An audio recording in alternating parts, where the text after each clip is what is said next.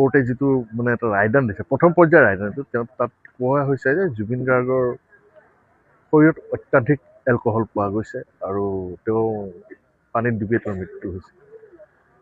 ঠিকে আছে, তেওঁলোকে তেওঁলোকৰ ৰায়টো দিছে। আৰু ইতিমধ্যে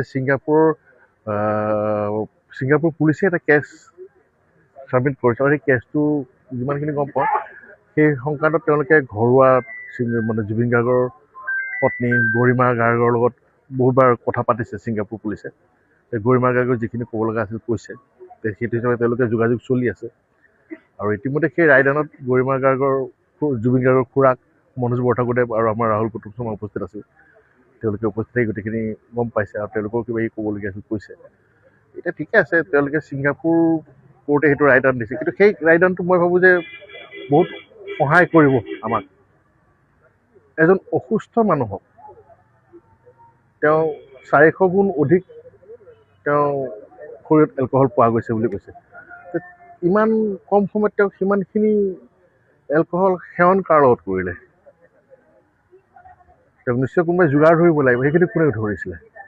আৰু সেই অসুস্থ মানুহজনক যিজন মানুহক সকলোৱে জানে যে পানী আৰু জুইৰ পৰা আঁতৰত থাকিব লাগে তেওঁৰ অসুস্থতাৰ কাৰণে, তেওঁক তেনেকুৱা অৱস্থাত তালৈ কিয় লৈ গৈছিলে? আমাৰ ইয়াৰ পৰা যোৱা কেইজনতো দুখীয়ে। এতিয়া মই ভাবোঁ যে ছিংগাপুৰত থকা যিখিনি অসমীয়া আছিলে সেই ইয়টখনত যিখিনি তেওঁলোক সহযাত্ৰী হৈ আছে তেওঁলোক সমানে দুখী। তেওঁলোকে সমানে উৎসাহ যোগাইছিলে জুবিন গাৰ্গক তেনেকুৱা এটা কৰ্ম কৰিবলৈ।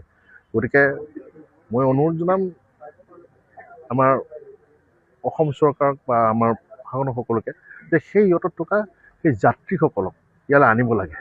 আৰু আমিতো ইতিমধ্যে গম পাইছোঁ যে তাত থকা কোনোবা এগৰাকী অসমীয়া ছোৱালী সেই ভিডিঅ'বোৰ প্ৰথমতে তেওঁৰ মাকলৈ প্ৰেৰণ কৰিলে, মাকে কাটি হেৰি কৰিলে। অমিত প্ৰভা নহয়, আৰু এজনী আছিলে বা চাম গোস্বামী, যে তেওঁক এতিয়ালৈকে কিয় অনা নাই? তেওঁক এতিয়ালৈকে কিয় অনা হোৱা নাই যে এই আইন প্ৰক্ৰিয়াটোৰ মাজলৈ? তেওঁক আনিব লাগে। মই ভাবোঁ যে সেই আনিলেহে আমি প্ৰকৃত দোষী বিচাৰি পাম। আৰু প্ৰকৃতটো হৈছিল কি জুবিন গাৰ্গৰ সেই ঘটনাটো গম পাম। আটাইতকৈ দুখৰ কথা এইটোৱে যে আমি জুবিন গাৰ্গৰ হেৰুৱাৰ প্ৰকৃত সময়খিনিয়ে আজিলৈকে গম নাপালোঁ।